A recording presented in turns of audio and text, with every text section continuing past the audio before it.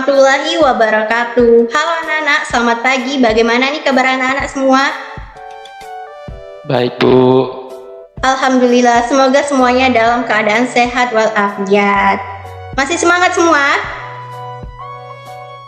Masih, Bu. Alhamdulillah, semoga dengan pembelajaran hari ini tidak mengurangi niat kalian untuk belajar ya. Apakah kalian sudah siap belajar? Siap, Bu. Apakah kalian sudah menyiapkan buku dan alat tulisnya? Sudah, Bu. Nah, jika sudah, Ibu berharap materi yang akan Ibu sampaikan ke kalian itu kalian bisa mencatat poin-poin pentingnya. Ada baiknya sebelum kita belajar, kita berdoa bersama-sama biar pembelajaran kita itu berkah. Ayo pimpin ketua kelasnya, silakan Sultan. Baik, Bu. Marilah semua teman sebelum belajar kita memulai doa terlebih dahulu. Berdoa mulai.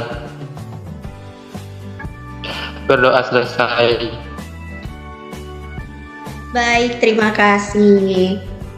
Nah, anak-anak kita sudah berdoa. Sekarang Ibu mau tahu siapa yang tidak hadir hari ini. Coba tolong cek di kanan kirinya, apakah teman-teman kalian hadir semua? Mohon maaf, Bu, izin menjawab hadir semua, Bu. Alhamdulillah hadir semua ya. Anak-anak, ada yang masih ingat pelajaran sebelumnya? Kita itu membahas tentang apa? Saya, Bu, izin menjawab tentang keterkaitan peristiwa sejarah tentang manusia di masa lalu untuk kehidupan masa kini, Bu. Iya, benar sekali. Tentang keterkaitan peristiwa sejarah tentang manusia di masa lalu untuk kehidupan masa kini. Manusia dalam sejarah itu dapat mencakup dua, yaitu manusia sebagai subjek dalam sejarah dan manusia sebagai objek dalam sejarah. Manusia sebagai subjek sejarah berarti tindakan manusia dalam menentukan arus kesejarahan. Dalam sudut pandang manusia sebagai objek sejarah, manusia itu merupakan menu sejarah yang dikaji oleh subjek. Objek yang berarti masuk dalam konteks yang telah terjadi. Sedang dalam sudut pandang manusia sebagai subjek sejarah, manusia itu dapat menjadi penyedia menu sejarah tersebut. Alhamdulillah kalian masih ingat ya. Nah, hari ini kita akan membahas mengenai ruang lingkup sejarah. Dengan tujuan pembelajarannya, peserta didik itu mampu untuk mendeskripsikan sejarah sebagai ilmu, peristiwa, kisah, dan seni, lalu menganalisis contoh sejarah sebagai ilmu, peristiwa, kisah, dan seni.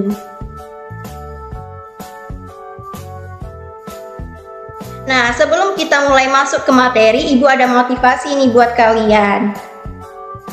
Motivasinya itu, jangan takut salah ketika menuntut ilmu, karena banyak orang sukses belajar dari sebuah kesalahan.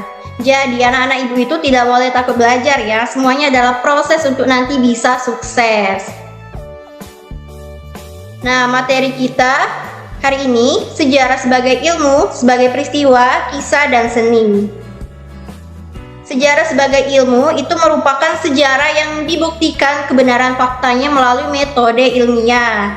Lalu sejarah sebagai peristiwa itu merupakan sebuah kejadian yang benar-benar nyata dan benar-benar terjadi pada masanya. Lalu sejarah sebagai kisah yaitu cerita, kesan, dan memori tafsiran tentang peristiwa pengalaman masa lalu. Lalu sejarah sebagai seni yaitu kemampuan menulis yang baik dan menarik dalam menyampaikan suatu kisah atau peristiwa di masa lalu. Lalu ada contoh sejarah nih. Contoh sejarah sebagai ilmu itu ada teori masuknya agama dan kebudayaan Hindu-Buddha ke Indonesia. Lalu contoh sejarah sebagai seni itu ada seni pahat berupa candi-candi maupun arca. Lalu contoh sejarah sebagai kisah itu ada penuturan mengenai peristiwa di masa lampau oleh saksi mata. Ada yang tahu nih contoh sejarah sebagai peristiwa?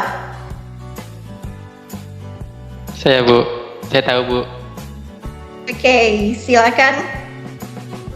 Jawabannya yaitu pertempuran Medan Area, peristiwa Bandung Lautan Api, dan juga proklamasi kemerdekaan Indonesia, Bu. Iya, benar sekali. Wow, keren sekali ya. Beri tepuk tangan dulu untuk Sultan. Sampai di sini ada yang kurang jelas anak-anak? Oke, berarti jelas semuanya ya. Apakah masih semangat semuanya?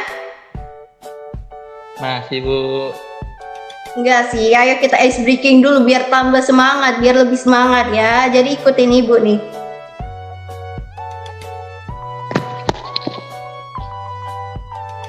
Udah siap? Jadi ayo ikutin ya gerakan tangannya.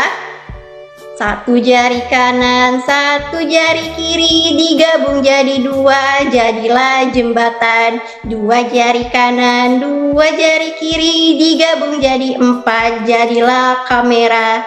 Tiga jari kanan, tiga jari kiri, digabung jadi enam, jadilah menara. Empat jari kanan, empat jari kiri, digabung jadi delapan, jadilah kelinci. Lima jari kanan, lima jari kiri, digabung jadi 10. Mari kita berdoa. Oke, tepuk tangan dulu dong. Nah, sudah semangat kembali kan anak-anak? Jadi, kesimpulan kita dalam pembelajaran hari ini adalah ruang lingkup sejarah itu membahas dan mengkaji segala sesuatu tentang sejarah. Secara umum ada 4 ruang lingkup sejarah, yaitu sejarah sebagai ilmu, sejarah sebagai peristiwa, sejarah sebagai kisah, dan sejarah sebagai seni.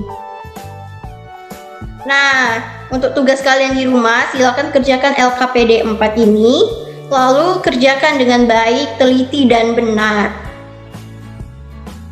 Sebelum kita menutup pembelajaran, ada baiknya kita berdoa juga terlebih dahulu.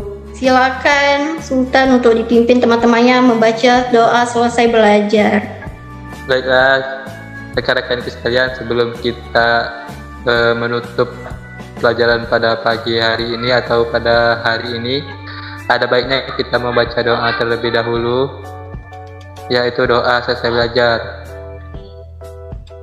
Bismillahirrahmanirrahim. Allahumma inni as'aluka ilman nafi'an wa rizqan thayyiban wa amalan mutaqabbala.